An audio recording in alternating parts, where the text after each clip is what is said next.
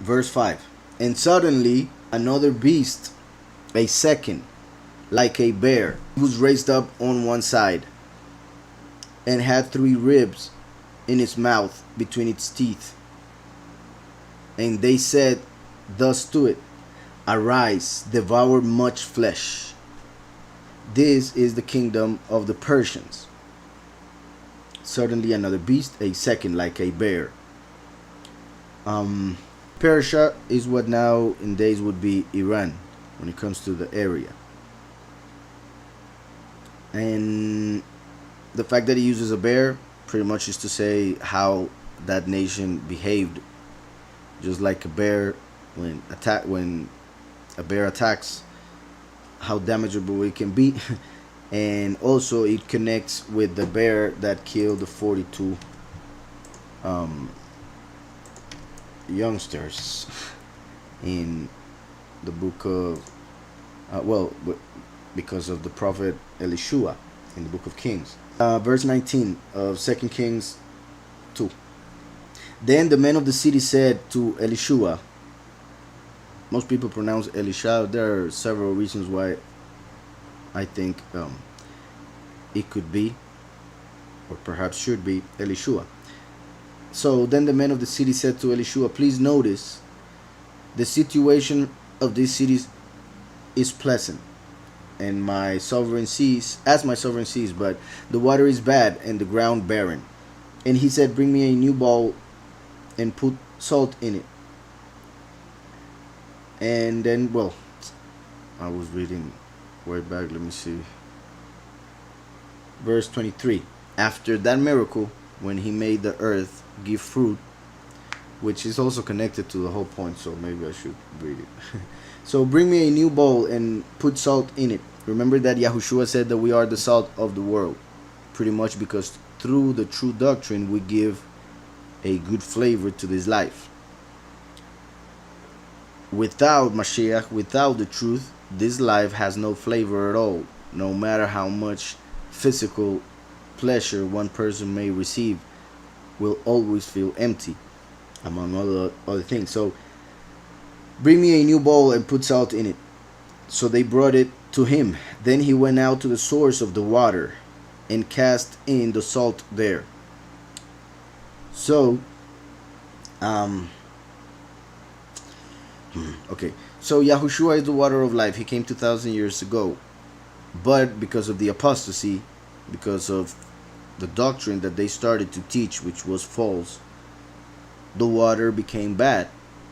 The doctrine of Mashiach became the doctrine of Christ, pretty much. So Christianity was born, and a bunch of other doctrines which are mixed with Greek mythology and other things. So, and words and names that actually invoke different entities that are not the ones that they are supposed to be calling. So here we see that it says, then the men of the city said to Elisha, please note that the situation of the city is pleasant as my sovereign sees, but the water is bad. Elishua represents the second coming, just like Eliyahu. When it comes to Eliyahu and Elishua, they represent first and last. That's why Eliyahu, Elishua, we get the name Yahushua. Eli, Eli, Eli, Eli, Yahushua, through Eliyahu, Elishua. Hope that's clear. And that's one of the reasons why I believe that's the true pronunciation of the name. When we see it in Hebrew, the Shin and the Yain, which are the same two letters that appear after Yahushua, Shin, Ain, are the same two letters in Elishua. Yet, since, that would be a story for another moment, but Shin, Ayin can also be pronounced Shah. That's why a lot of people pronounce Elisha. There are some people who even pronounce Yahusha. However, there's enough proof in scriptures to show that the name of the Messiah is Yahushua, not Yahusha. But that's not the case here, so I'll continue. So the water was bad. They're telling pretty much the last, represented by Elishua, second coming, that the water is bad because of the prophecy, because of the apostasy of the Christian doctrine. What Yahushua left 2,000 years ago became bad. and the ground barren. That's why the congregation or Christianity hasn't been able to give fruit. So he said, bring me a new bowl and put salt in it. Salt represents wisdom, like the wisdom that we must use to act in order to add flavor to what we do, for instance. So put wisdom in it. When you add wisdom to the apostasy, it will lead you out of the desert and into the promised land. It will lead you out of whatever curse you may be into and take you to the blessing. So they brought it to him. Then he went out to the source of the water and cast in the salt there. So pretty much Elishua the last goes to Yahweh through Yahushua with wisdom to pray for help, pretty much. And said, thus says Yahweh, I have healed this water. From it there shall be no more death or barrenness. So the spirit of life that Yahushua left when he left became a spirit of death through the apostasy and the falsehood that the pastors of this age teach. Well, yeah, for the past 2,000 years. So heal this water. From it there shall be no more death or barrenness. So the water remains healed to this day according to the word of Elishua which he spoke. Then he went up from there to Bethel. So we see here how that story seems to be just a little miracle that is in the middle of a whole chapter. But it's not. It represents the second coming. And what is coming is actually key to understand the whole point. Then he went up from there to Bethel. I have explained in other times that the two witnesses will die. It's very possible that it will be in Jerusalem, around the same area where Mashiach died, because of what we see in Revelation 11.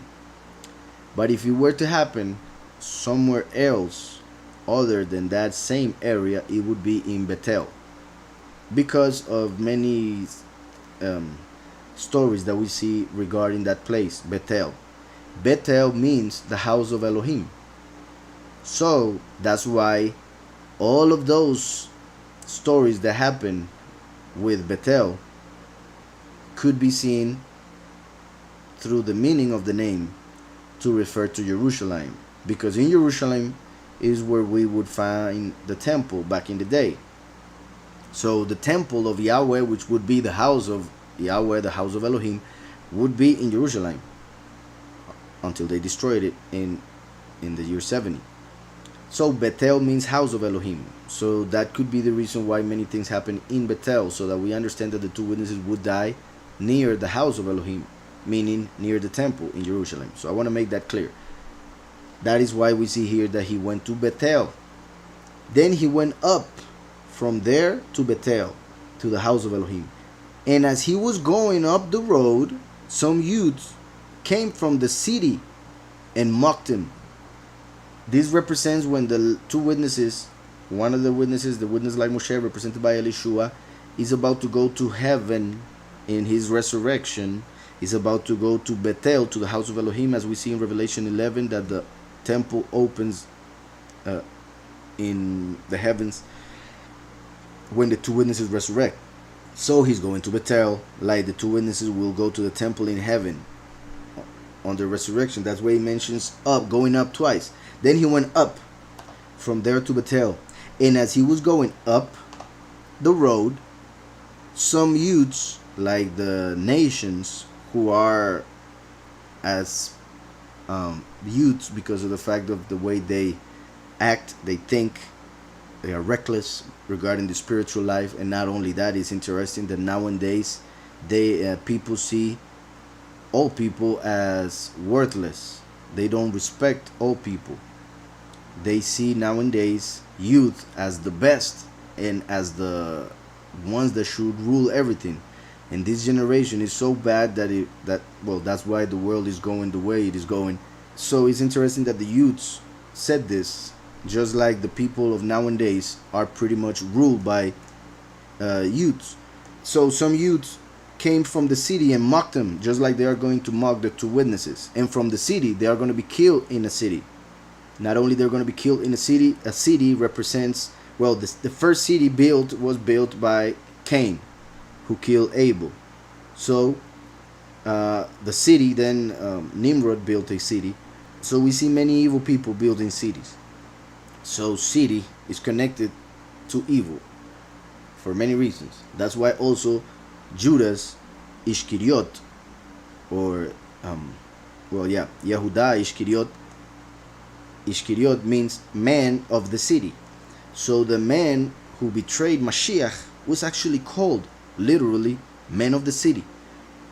So now we see here that the youths from the city were mocking him, just like those people, because the men of the city sold Yahushua to them.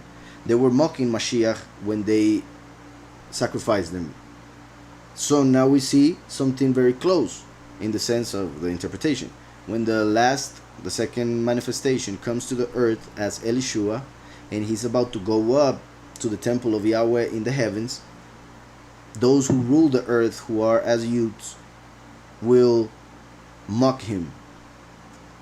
And it says, mocked him and said to him, "Go up, you bald head. Go up, you bald head. Go up, you bald head." They repeated the go up once again. Those 4 times it says 4 times that it says to go up, which is interesting because there are 4 letters in the name Yahweh. There are 4 levels in which Jonas went down in the book of Jonas. Just like here, we will be seeing how the last will go up those 4 levels in order to attain the kingdom, pretty much, and the authority that we see in Revelation 12. So go up, you bald head. So they are mocking him because of the bald head. Interesting for all the reasons, but I'll continue. So he turned around and looked at them and pronounced a curse on them. This is something that I have said also many times, and also in jest, pretty much. When Yahushua was dying, he said, "Forgive them, for they do not know what they do." Yahushua came to bring mercy.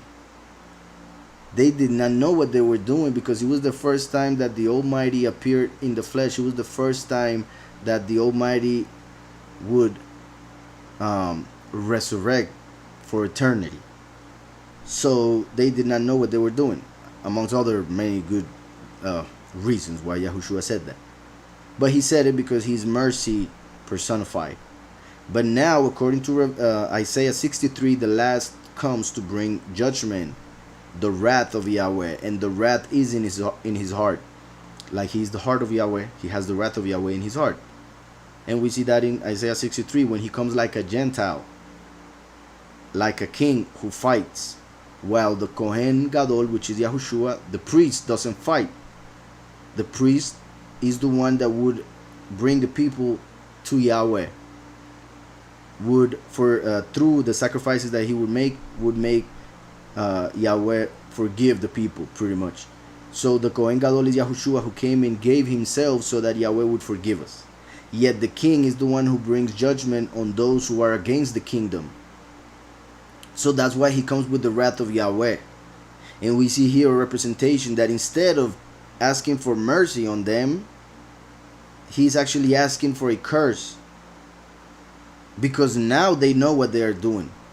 Yahushua already came, now they have no excuse. When he comes again, as prophesied in Revelation 11, and the world kills once again Yahweh on the flesh, they have no excuse, because now they know.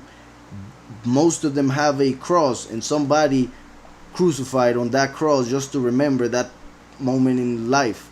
So they have no excuse, because they will do exactly the same thing. Obviously, certain things different, but exactly the same thing, in the sense that they will kill Yahweh in the flesh when he appears again on earth. So Yahushua said, "Forgive them, for they do not know what they do." But this time they do know what they do, so they won't receive forgiveness if they do it again. That's clear. So he turned around and looked at them and pronounced a curse on them in the name of Yahweh. And 2 female bears, and this is the point why we're reading this, the Persians and the Medes. The Persians and the Medes, 2 female bears.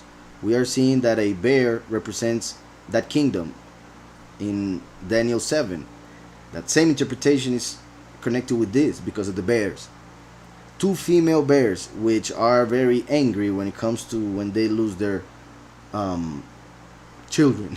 So he turned around, looked at them, and pronounced a curse on them in the name of Yahweh. And two female bears, I repeat, like Persian and Medes, which I have said in other times, that is the only kingdom that actually represents something positive. Persia means splendid, Medes in the middle. So Persians and Medes represents the many and the few. The other way around. The Persians are the few, the Medes are the many. So the Persians and the Medes like the few and the many. So when the last goes up to heaven, a curse falls on the earth for killing the two witnesses and for killing the many also, by the way, killing the two witnesses. So two female bears will kill them as if they just killed their children. I hope that is being clear. The world will kill the two witnesses, then two bears will appear and kill them, for they killed their children, Moshe and Eliyahu, represented by the Persians and the Medes. And even more amazing than that is what comes next. And two female bears came out of the woods and mauled 42 of the youths. So they killed 42 of the youths. Just like the two witnesses die at the end of their 1,260 days. And after they die, another 1,260 days start. And 1,260 days are 42 months. 42 months. Like 42 of them died. So that shows how in the last 42 months, the rest of the people will die for agreeing on killing the two witnesses, like the two children of the two female bears, the few and the many, like the Persians and the Medes, who destroyed Babel. Just like the whore of Babylon is ruling in this world, and now the two witnesses will come to speak about it. They will be killed by it, for it, and then the whore of Babylon will be killed by 42 months of the kingdom of the beast also, because we see in Revelation, I want to say so much, in Revelation 11 we see that just like the two witnesses receive 1,260 days, it also says that the nations will receive 42 months to pretty much destroy the city of Jerusalem. But those 42 months also connect with when the beast takes over. The beast will rule for 42 months. So the beast will kill those who are in the world after he kills the two witnesses. So a lot of things we can see over here, but I will continue with Daniel. By the way, then it says, then he went from there to Mount Carmel, and from there he returned to Samaria. Mount Carmel is where where Eliyahu brought fire from the heavens for the sacrifice that he was making for Yahweh, which is what the false prophet, the second beast of Revelation 13, will copy in order to fool the world into worshiping the false Messiah and following him and the beast when he kills the two witnesses through fire that falls from heaven. And I repeat, Mount Carmel therefore connects with the death of the two witnesses. So the whole thing comes together. But I'm going to go back to Daniel.